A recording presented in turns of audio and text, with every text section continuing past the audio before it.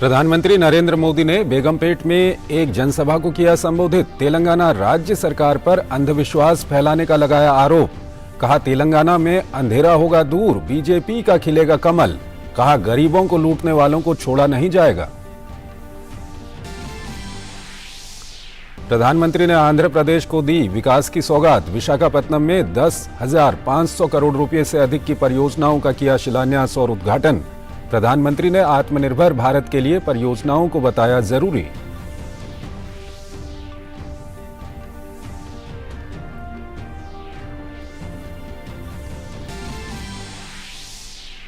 प्रधानमंत्री नरेंद्र मोदी तेलंगाना के रामागुंडम में 9,500 करोड़ रुपए से अधिक की कई परियोजनाओं का करेंगे लोकार्पण और शिलान्यास। उर्वरक संयंत्र भी राष्ट्र को करेंगे समर्पित।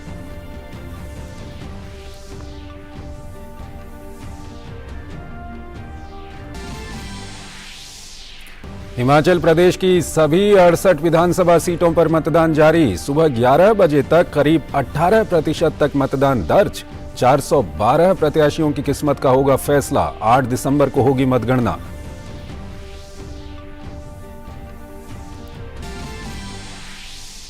टीएमसी नेता और पश्चिम बंगाल के मंत्री अखिल गिरी के राष्ट्रपति पर विवादास्पद टिप्पणी की चौतरफा निंदा। भारतीय जनता पार्टी ने इसे बताया देश के सर्वोच्च पद का अपमान। अखिल गिरी को मंत्री पद से हटाने की मांग की।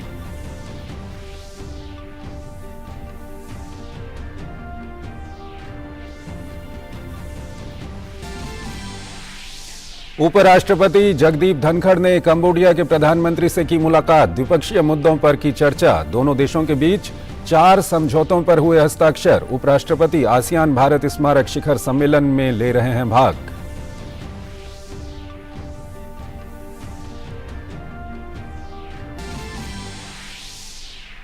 कंबोडिया में वार्षिक आसियान शिखर सम्मेलन के पहले दिन म्यांमार संकट का मुद्दा छाया। दक्षिण पूर्व एशियाई नेता म्यांमार के विपक्षी समूहों को शामिल करने पर सहमत। पिछले साल के तख्तापलट के बाद से हजारों लोग संघर्ष में मारे गए।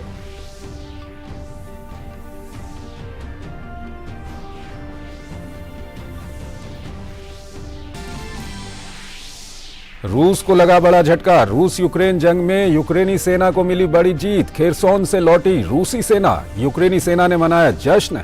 राष्ट्रपति जेलेंस्की ने की सराहना। नमस्कार, डीडी न्यूज में आपका स्वागत है। मैं हूं चंद्रशेखर जोशी और आइए अब खबरें देखते हैं विस्तार से।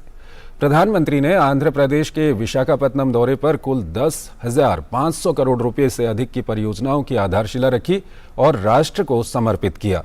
उन्होंने 7,600 करोड़ रुपए की परियोजनाओं का शिलान्यास किया और 3,128 करोड़ रुपए की परियोजनाओं का लोकार्पण किया, जिसमें विशाखापत्तनम फिशिंग हार्बर के आधुनिकीकरण की आधारशिला रखी।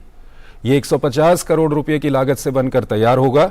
वहीं उन्होंने शीलानगर से कॉन्वेंट जंक्शन तक बनने वाली बंदरगाह रोड का भी शिलान्यास किया। ये 566 करोड़ रुपए की लागत से बनेगी। इसके चौड़ीकरण का कार्य किया जा रहा है। उन्होंने रायपुर और विशाखापत्तनम के बीच बनने वाले ग्रीनफील्ड आर्थिक गलियारे की भी आधारशिला रखी। इसकी अनुमानित लागत 3,750 करोड़ रुपए से अधिक की होगी। ये छत्तीसगढ़ और ओडिशा के औद्योगिक नोड से लेकर विशाखापत्तनम बंदरगाह और चेन्नई कोलकाता राष्ट्रीय राजमार्ग के बीच संपर्क बनाने में मददगार होगा। प्रधानमंत्री ने बताया कि देश में पीएलआई गतिशक्ति जैसी योजनाओं से निवेश बढ़ रहा है, तो वहीं नागरिकों की सुविधाओं को पूरा करने के लिए सरकार तेजी से काम कर रही है। प्रधानमंत्री ने नई योजनाओं को आत्मनिर्भर भारत और विकास के लिए जरूरी बताया।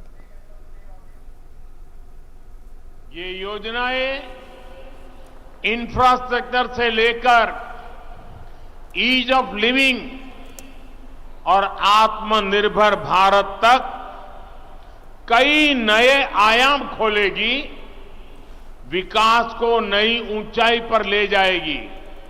मैं इसके लिए आंध्र प्रदेश के सभी निवासियों को हृदय से बहुत बहुत बधाई देता हूं। साथ ही प्रधानमंत्री ने करीब 450 करोड़ रुपए की लागत से बनने वाले विशाखापत्तनम रेलवे स्टेशन के पुनर्विकास की आधारशिला भी रखी।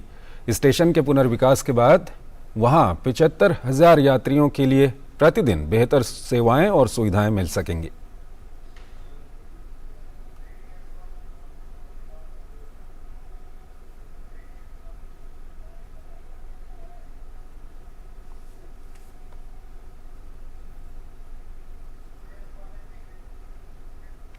वहीं लगभग 6.65 MMSCMD की क्षमता वाली गेल की श्रीकाकुलम अंगुल प्राकृतिक गैस पाइपलाइन परियोजना की आधारशिला भी रखी। 745 किलोमीटर लंबी इस पाइपलाइन का निर्माण कुल 2,650 करोड़ रुपए से अधिक की लागत से किया जाएगा। प्रधानमंत्री ने श्रीकाकुलम गजपति कॉरिडोर के हिस्से के रूप में 200 करोड़ रुपए से अधिक की लागत से बने NH 326A के पथपट्टनम खंड को राष्ट्र को समर्पित किया। उन्होंने बताया कि पूरी दुनिया जब संघर्ष के दौर से गुजर रही है, ऊर्जा और सप्लाई चेन का संकट देशों के सामने खड़ा है। ऐसे में भारत की ओर दुनिया आशान्वित नजर से देख रही है। इसकी वजह है कि भारत तेजी से विकास कर रहा है और इसकी खास बात है समावेशी होना, वंचितों का खास तौर पर विकास करना, आधुनिक सुविधाओं और नवनिर्मित इंफ्रा तक सबकी पहुंच सुनिश्चित करना। हमारा विजन है समावेशी विकास का, इंक्लूसिव ग्रोथ का। हम कभी इसे लेकर दुविधा में नहीं फंसे कि हमें पोर्ट पर ध्यान देना है कि हाईवे पर। हमने इंफ्रास्ट्रक्चर के विकास को लेकर के नई अप्रोच अपनाई। हमने विकास के इंटीग्रेटेड व्यू को महत्व दिया। आज जिस इकोनॉमिक कॉरिडोर की नींव रखी गई है, उसमें 6 लेन वाली सड़क का प्रावधान है। पोर्ट तक पहुंचने के लिए एक अलग सड़क भी बनाई जाएगी। गति शक्ति प्लान से न सिर्फ इंफ्रास्ट्रक्चर निर्माण की रफ्तार तेज हुई है, बल्कि इससे परियोजनाओं पर लगने वाला खर्च भी कम हुआ है। इसके अलावा पेट्रोलियम क्षेत्र की परियोजनाओं का भी लोकार्पण किया। उन्होंने ONGC की यूफील्ड ऑनशोर डीप वाटर ब्लॉक परियोजना राष्ट्र को समर्पित की, जिसकी लागत 2,900 करोड़ रुपए से ज्यादा की है। वहां लगभग 3 million metric standard cubic metre प्रतिदिन की गैस उत्पादन की जा सकती है। प्रधानमंत्री तेलंगाना के बेगमपेट में भाजपा कार्यकर्ताओं को संबोधित कर चुके हैं। उन्होंने तेलंगाना सरकार पर राजनीतिक हमले किए।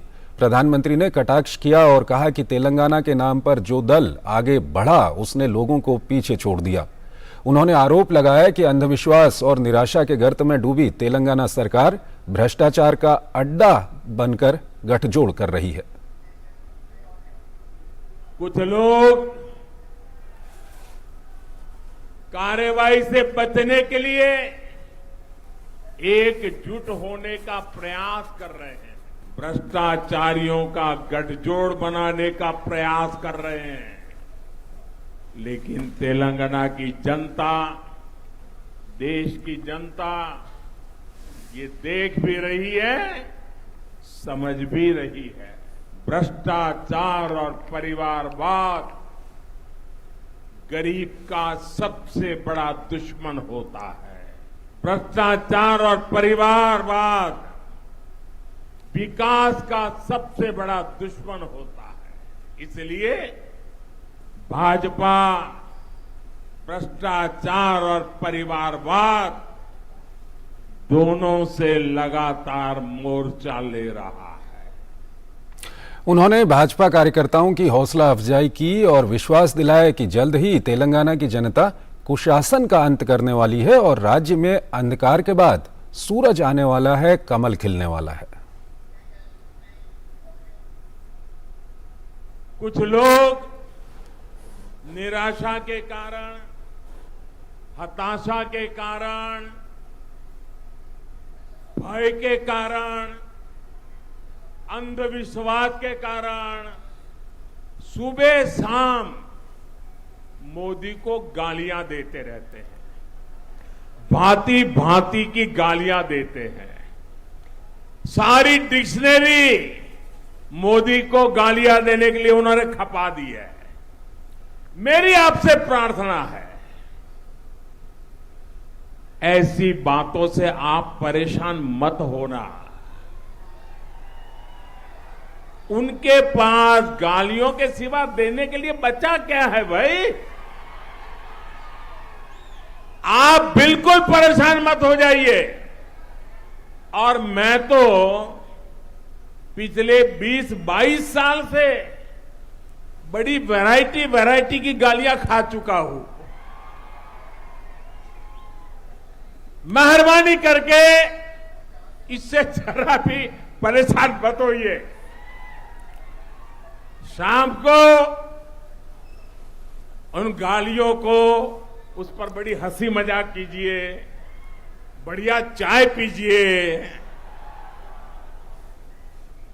और दूसरे दिन सुबह कमल खिलने वाला है, इस खुशी में आगे बढ़िए। और आइए अब हिमाचल प्रदेश की बात करते हैं। हिमाचल प्रदेश में सभी 68 विधानसभा सीटों पर मतदान जारी है। सुरक्षा के पुख्ता बंदोबस्त के बीच शाम 5 बजे तक वोट डाले जाएंगे। राज्य की 68 सीटों के लिए 24 महिलाओं सहित कुल 412 उम्मीदवार चुनाव मैदान में हैं। राज्य में मतदान के लिए कुल 7,884 मतदान केंद्र बनाए गए हैं, जिनमें 3 सहायक मतदान केंद्र शामिल हैं, 2 कांगड़ा में जबकि 1 सोलन जिले में। कांगड़ा जिले में सर्वाधिक 1625 मतदाता केंद्र बनाए गए हैं, जबकि लाहौल स्पीति जिले में न्यूनतम 92 मतदान केंद्र बनाए गए हैं। भारतीय जनता पार्टी और कांग्रेस के बीच मुख्य मुकाबला है। वहीं आम आदमी पार्टी राज्य में अपना जनाधार स्थापित करने की कोशिश में है। भाजपा और कांग्रेस सभी सीटों पर चुनाव लड़ रही है। आम आदमी पार्टी के 67 उम्मीदवार चुनाव मैदान में हैं। बहुजन समाज पार्टी 53 सीटों पर, मार्क्सवादी कम्युनिस्ट पार्टी 11 और भारतीय कम्युनिस्ट पार्टी 1 सीट पर चुनाव लड़ रही है। अन्य राजनीतिक दल 45 सीटों पर और निर्दलीय उम्मीदवार 99 सीटों पर चुनाव मैदान में हैं। सुबह 1 बजे तक करीब 37.19% तक मतदान दर्ज किया गया है। तो हिमाचल प्रदेश में मतदान जारी है। इस बारे में जानकारी देते हुए मुख्य चुनाव आयुक्त राजीव कुमार ने बताया कि लोग पूरे उत्साह से लोकतंत्र के पर्व में हिस्सा ले रहे हैं और चुनाव सुचारू रूप से चल रहा है। आज हिमाचल प्रदेश में वोटिंग जारी है और festival of democracy is worth watching. Watch the real beauty of democracy being played out in Himachal today. It's cold, some areas are snow covered, लेकिन लोगों के उत्साह में कोई कमी नहीं है। Imagine the world's highest booth at Tasigang, Spiti, at 15,265 feet and with 52 voters. और हमारी टीम उनके पास वोट लेने के लिए ऑलरेडी मौजूद है। Enjoy the visual of the track they have done. There are 105 polling stations above 10,000 feet and our polling teams have walked as far as even 14 kilometres in the mountainous terrain to set up the polling stations. This is democracy at work, beauty of democracy which is at full display in the elections and in the management. See long queues at polling stations and especially women. पूरे हिमाचल प्रदेश में आज 157 मतदान केंद्र ऐसे हैं जहां पर सिर्फ महिला स्टाफ उनको मैनेज कर रहे हैं। और हमीरपुर डिस्ट्रिक्ट में तो सब महिलाएं जो वोटर्स हैं उनके लिए क्रेच की भी सुविधा बनाई गई है ताकि जो बच्चों को लेकर आए उनको कोई समस्या का सामना ना करना पड़े। So they come out from their homes and enjoy the festival and kids also enjoy in the creche. Similarly, जो युवा हैं, they are also breaking out of their leisurely Saturday, raring to go to exercise most precious right, and that is right to vote. 1,93,000 voters इस बार add किए गए और उसमें से 43,000 voters वो थे जो 4 क्वालिफाइंग डेट होने की वजह से शामिल हो सके, यानी उन्हें अमेंडमेंट होने की वजह से एक्ट में ये मौका मिल सका कि वो इस फेस्टिवल में भाग लें। What a fantastic rainbow of voters ranging from 18 years to 100 years plus. And when we talk of the PWDs, they are very proud 56,000 voters in Himachal Pradesh. उनके लिए भी हमने बहुत व्यवस्था की है और खुशी की बात है कि 37 पोलिंग स्टेशन ऐसे हैं जो सिर्फ PWD स्टाफ ही मैनेज कर रहे हैं। ये उनके एम्पावरमेंट का एक टूल है जो हम प्रदर्शित करना चाहते हैं। Actually, we want to say very clearly that it is the equality and equity that is what they deserve, not mere sympathy. And we are using the forum of elections to establish this part and also request everyone in the society to be absolutely sensitive to their needs and their respect. I also at this stage salute 1.2 lakh voters जो 80 साल से ऊपर हैं हिमाचल प्रदेश में, हमारे बुजुर्ग, वो उनकी इंस्पिरेशन से ही यूथ को भी आगे बढ़ने का मौका मिलता है। और इसी संदर्भ में लेट श्याम शरण सिंह नेगी जी, उनको भी जो कल्पा किन्नौर के हैं, हम अपनी श्रद्धांजलि देते हैं और अब सबकी श्रद्धांजलि होगी कि उनको अधिक से अधिक मात्रा में वोट देकर, जो वो खुद देकर गए 4 दिन पहले, हमारी जो एक सुविधा प्रदान की गई थी कि हम घर से वोट लेंगे, उसका लाभ लेकर गए। हम लोग इस बार खास तौर से प्योरिटी ऑफ द इलेक्शन में भी बहुत फोकस किया है। 6 times seizure has happened in Himachal in terms of cash, liquors, narcotics, precious material, etc. There should be no scope for any kind of inducements. Wherever it is happening, Commission is very serious about this and would find ways to tackle this. So enjoy the festival of democracy. This is in full of its colors. What a spectacular way of watching the long queues and lines in colorful ways. Himachal Pradesh के मुख्यमंत्री जयराम ठाकुर ने मंडी की सराज विधानसभा क्षेत्र में मतदान केंद्र संख्या 44 पर जाकर मतदान किया। मतदान के बाद उन्होंने कहा कि लोग उत्साह के साथ वोट डाल रहे हैं और चुनाव शांतिपूर्ण ढंग से चल रहा है।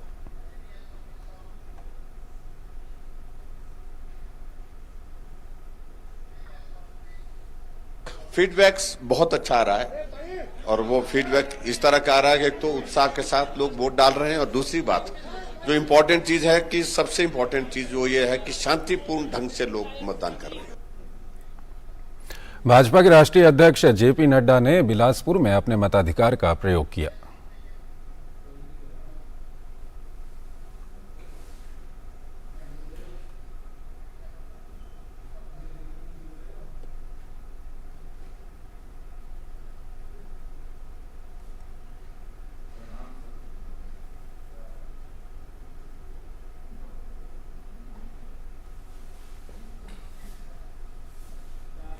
केंद्रीय मंत्री अनुराग ठाकुर ने हमीरपुर में मतदान किया।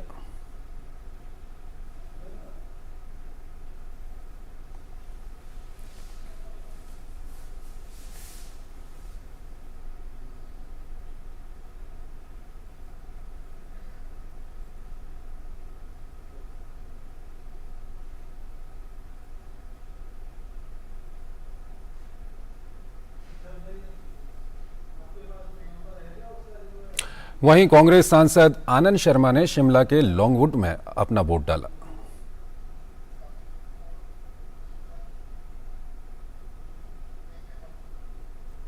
तो किस तरह से वहां पर मतदान चल रहा है, हमारे संवाददाता अनुज यादव ने हमीरपुर में एक पोलिंग बूथ का जायजा लिया। हिमाचल प्रदेश की 68 विधानसभा सीटों पर आज लोकतंत्र का उत्सव मनाया जा रहा है। जी हां, मेरे पीछे आप तस्वीरों में देखिए 8 बजे से शुरू हुआ मतदान लगातार यहां पर जारी है। चाहे किसी भी उम्र का मतदाता हो, युवा हो, बुजुर्ग हो, महिलाएं हो, सबसे पहले अपनी वोट की ताकत को समझते हुए अपनी वोट का वो इस्तेमाल कर रहे हैं, वोट दे रहे हैं एक अच्छी सरकार चुनने के लिए, राज्य के लिए, ताकि उनके इलाके का विकास हो। तो निश्चित तौर पर जिस तरीके से चुनाव के समय में बड़े बड़े दावे और वायदे नेताओं के द्वारा किए जाते हैं, उन दावे और उन वायदों को नेताओं से पूरा कराने के लिए आज मतदाता अपने घरों से भारी संख्या में लगातार निकल रहे हैं। जिस मतदान केंद्र पर मैं इस समय हूं, आप देख सकते हैं कि यहां पर जितने भी मतदान कर्मी हैं वो सारी महिलाएं हैं। यहां जो सुरक्षा कर्मी हैं वो भी महिलाएं हैं और यहां मतदाताओं के लिए बैठने के लिए कुर्सी की व्यवस्था है, ताकि लंबी अगर लाइनें लगती हैं तो लोग, बुजुर्ग लोग यहां पर बैठ भी सकते हैं। पीने के पानी की व्यवस्था यहां पर की गई है और दूसरी सबसे बड़ी बात है कि अगर कोई बुजुर्ग मतदाता है तो उसके लिए व्हील चेयर की भी यहां पर सुविधा उपलब्ध कराई है। निर्वाचन आयोग चाहता है कि इस बार हिमाचल प्रदेश के अंदर पिछले वर्ष जो चुनाव हुआ था 2017 में, उससे भी ज्यादा इस बार मतदान देखने को मिले, एक अच्छा रिकॉर्ड मतदान हिमाचल के अंदर हो। तो निश्चित तौर पर हम भी डीडी न्यूज के माध्यम से हिमाचल प्रदेश की जनता से अपील करते हैं कि आप ज्यादा से ज्यादा अपने घरों से निकलिए और लोकतंत्र के पर्व में हिस्सा लीजिए। मेरे कैमरामैन विनय तिवारी के साथ अनुज यादव, डीडी न्यूज, हमीरपुर, हिमाचल प्रदेश। हमारे संवाददाता अनुज यादव ने वोट डालने आए कुछ मतदाताओं से भी बात की। युवा मतदाता हैं, आपने वोट दिया है, किस तरीके से किन मुद्दों को लेकर आपने वोट दिया है? मैं जब भी वोट देता हूँ एक ऐसे कैंडिडेट को वोट देता हूँ जो पढ़ा लिखा हो और जो एक ईमानदार छवि का हो। हमारी सरकार पहले से भी अच्छी ही चल रही थी और मुझे उम्मीद है कि अब जो भी सरकार फिर से आएगी वो भी अच्छा ही करेगी, लोगों के हितों के ध्यान में रखकर जो है वो निर्णय लेगी। एक वोट की बहुत बड़ी ताकत होती है। आपको क्या लगता है, आप जब आप वोट देने गए, आपके दिमाग में वो क्या मुद्दे थे जो आपका कोई नेता अगर चुना जाएगा, यहाँ से सरकार नहीं बनेगी, वो क्या कुछ करेगी? मतदान करते समय ऐसे व्यक्ति को चुनना चाहिए अपने क्षेत्र की, जो समाज में महिला से लेकर बच्चों से लेकर समाज में जो जरूरत है, आम जरूरत जो मध्यम वर्ग उसमें ज्यादा आते हैं, उनकी जरूरत की ध्यान रखते हुए वो विकास करे। ऐसे व्यक्ति को चुने जो सबसे मिलनसार हो, हंसमुख हो और वो एजुकेटेड हो और उसका बैकग्राउंड बड़ी अच्छा हो। एक छोटा सा ब्रेक लेते हैं। लहलहाती फसल, भरे पूरे खेत खलिहान, हर किसान का बस यही अरमान। लेकिन कभी बारिश, कभी बिजली, कभी ओला, कभी सूखा। प्रकृति का तो नहीं मगर नुकसान का उपाय है। AIC से फसल बीमा। Agriculture insurance company of India limited, AIC। स्वागत है आपका ब्रेक के बाद। राष्ट्रपति द्रौपदी मुर्मू पर अभद्र टिप्पणी कर ममता बनर्जी सरकार में मंत्री अखिल गिरी विवादों में घिर गए हैं। उन्होंने नंदीग्राम में एक सभा को संबोधित करते हुए राष्ट्रपति द्रौपदी मुर्मू पर अभद्र टिप्पणी की है। भाजपा ने राष्ट्रीय महिला आयोग को पत्र लिखा है। उन्होंने टीएमसी नेता अखिल गिरी की गिरफ्तारी की मांग की है। इसके अलावा उन्हें विधायक पद से भी बर्खास्त किए जाने की मांग की है। दरअसल पश्चिम बंगाल के मंत्री अखिल गिरी का ये भाषण कैमरे में कैद हो गया है, जो अब सोशल मीडिया पर काफी वायरल हो रहा है। इस कारण अब मुख्यमंत्री ममता बनर्जी की भी किरकिरी हो रही है। भाजपा के बंगाल प्रभारी अर्जुन मुंडा ने टीएमसी नेता की विवादित टिप्पणी की कड़ी शब्दों में निंदा की। ये घोर विरोधी है और इसी वजह से राष्ट्रपति के चुनाव के समय में भी इन्होंने आदिवासी न बने इस देश का, महिला न बने इस देश का, इस तरह का हथकंडा अपनाया, ऐसे प्रत्याशी खड़ा किए और जब ये बन गई तो अब ये पच नहीं रहे। मंत्रिमंडल से उसको बर्खास्त करना चाहिए और देश के सामने ममता बनर्जी को आगे सार्वजनिक रूप से माफी मांगना चाहिए कि सर्वोच्च पद पर बने महिला के बारे में उसके मंत्रिमंडल के सदस्य इस तरह का अभद्र टिप्पणी कर। गुजरात में राजस्थान के मुख्यमंत्री अशोक गहलोत ने अहमदाबाद में गुजरात विधानसभा चुनाव के लिए कांग्रेस पार्टी का घोषणा पत्र जारी किया।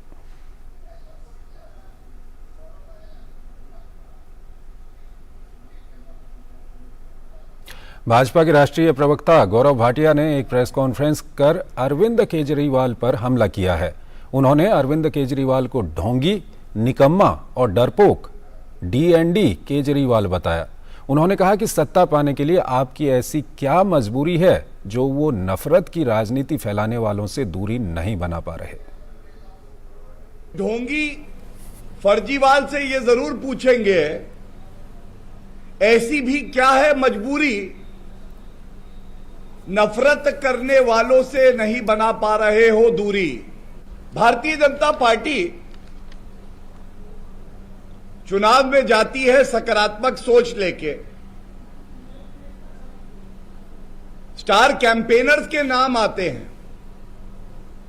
स्टार कैंपेनर मतलब पार्टी की विचारधारा को जो मजबूती से सामने रखे। साथ ही उन्होंने कहा कि आपके नेता चुनाव में ऐसे लोगों को प्रोत्साहित करते हैं जो देश में नफरत की राजनीति फैलाते हैं।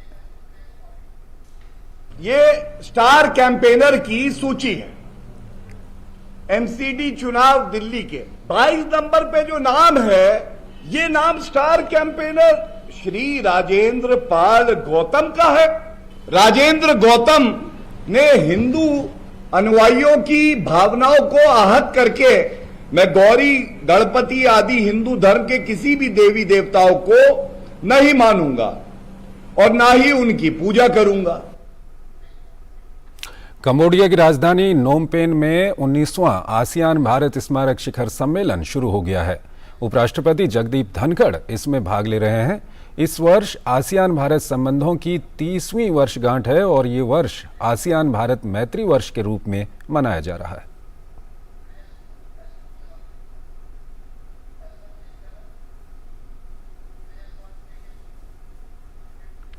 इससे पहले उपराष्ट्रपति ने कंबोडिया के पीएम हुन सेन के साथ द्विपक्षीय वार्ता की। इस दौरान दोनों नेताओं के बीच मानव संसाधन, डीमाइनिंग और विकास परियोजनाओं सहित तमाम द्विपक्षीय संबंधों पर व्यापक चर्चा हुई। इस अवसर पर दोनों देशों के बीच संस्कृति, वन्य जीवन और स्वास्थ्य के क्षेत्र में 4 समझौतों पर हस्ताक्षर हुए।